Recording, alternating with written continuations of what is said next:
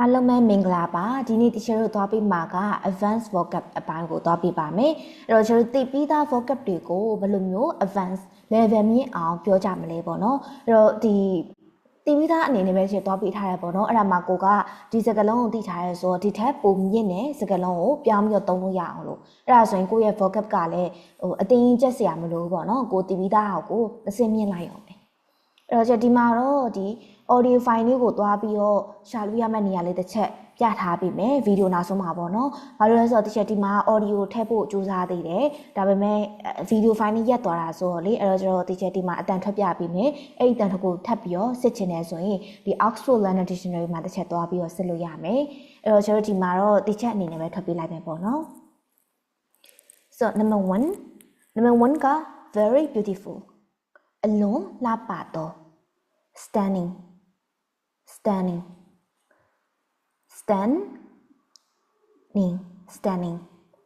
သုံးခေါက်စီလိုက်ပါမယ် stunning very beautiful stunning very happy အလွန်ပျော်ရွှင်သော delighted ဖြစ်အနေနဲ့ဖတ်ပေးမယ် delighted very sad အလွန်ဝမ်းနည်းသော heartbroken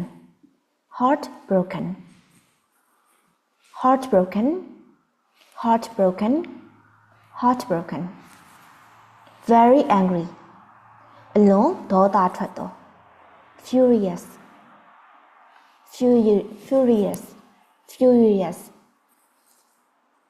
very angry furious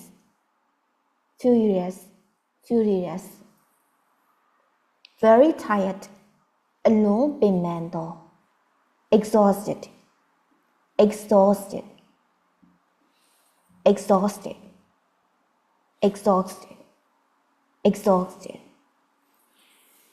very cold အလွန်အေးသော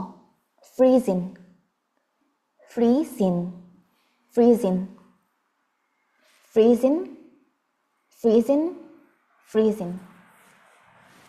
very hot အလွန်ပူသော boiling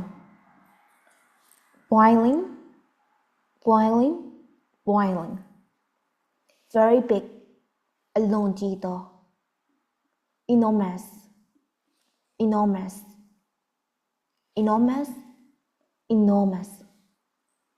very small အလွန်သေးသော tiny မဟုတ်နော် tiny very interesting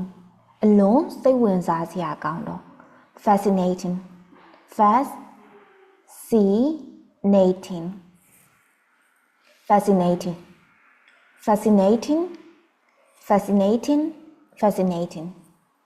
very scary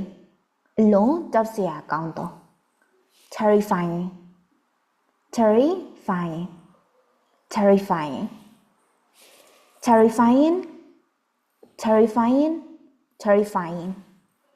very funny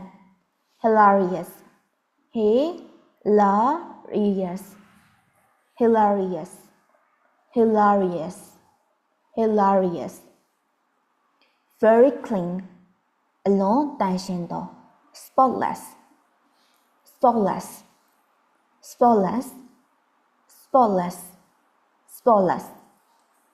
very noisy အလွန်ဆူညံသော deafening မဟုတ်ဘူးသူက deafening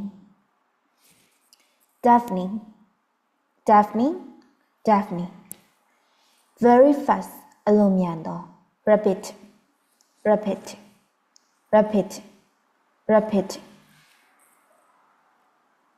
အဲ့တော့ဒီချက်တစ်ခေါက်စီဖတ်ပြပေးမယ် very beautiful stunning very happy delighted very sad heartbroken very angry furious very tired exhausted very cold freezing very hot boiling very big enormous very small tiny very interesting fascinating very scary terrifying very funny, hilarious, very clean, spotless, very noisy, Daphne, very fast, rapid. အဲ့တော့တီချာတို့ဒီဟာလေးတွေကိုဘယ်မှာရှာလို့ရမလဲဆိုတာတီချာထပ်ပြီးတော့ပြောပြပေးမယ်เนาะအဲ့တော့တီချာတို့ Google တို့မဟုတ် Chrome မှာပေါ့เนาะတီချာတို့ဒီမှာရိုက်နှိပ်လိုက်ရင်ကိုအဆင်ပြေရဲ့အဲ့တော့နာမည်ကကျတော့သူက Oxford Learner Dictionary ရောဒီမှာပေါ့เนาะ Oxford Learner Dictionary အဲ့မှာတီချာတို့ရိုက်နှိပ်ပေးမယ်ရိုက်နှိပ်ပေးပြီးတော့ရောဒီမှာရှာခြင်းတဲ့ vocab ပေါ့เนาะဥပမာဆိုရင်ခုနဟာလေးပေါ့เนาะ standingအဲ့တော့ဒီမှာတချို့တို့အပေါ်ကဟာကျတော့သူက British BRE က British အတန်အောက်က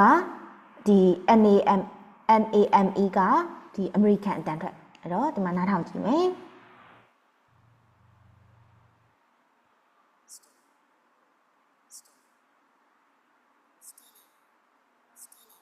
အဲ့တော့တချို့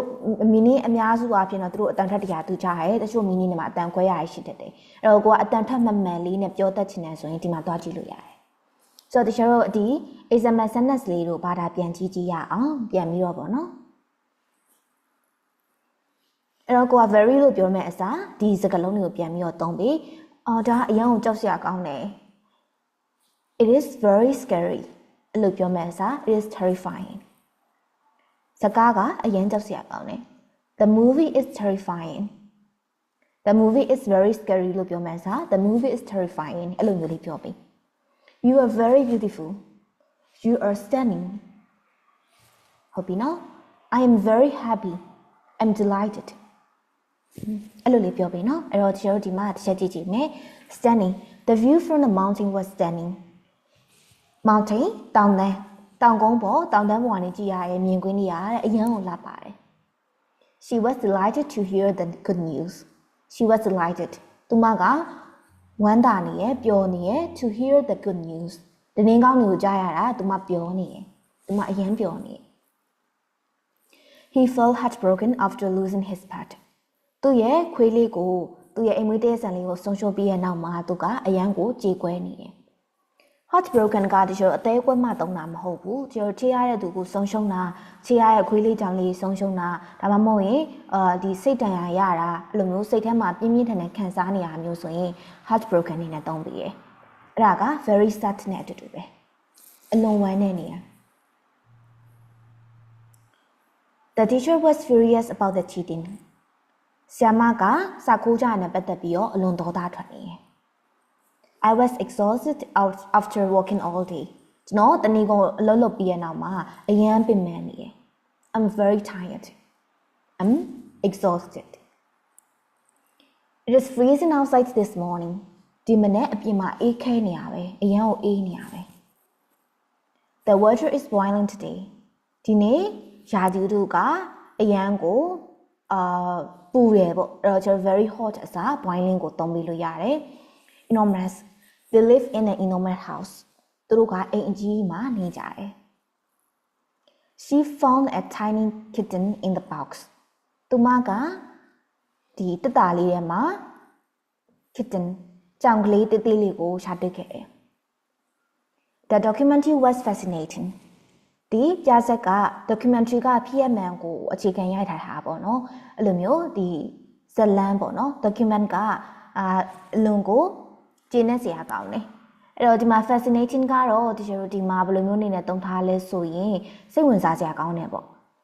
ပြီးတော့တချို့နောက်တစ်ခုအနေနဲ့လည်းထပ်သုံးလို့ရတယ်အဲ့ fascinating ကိုလေဥပမာကိုတဘောကြတယ်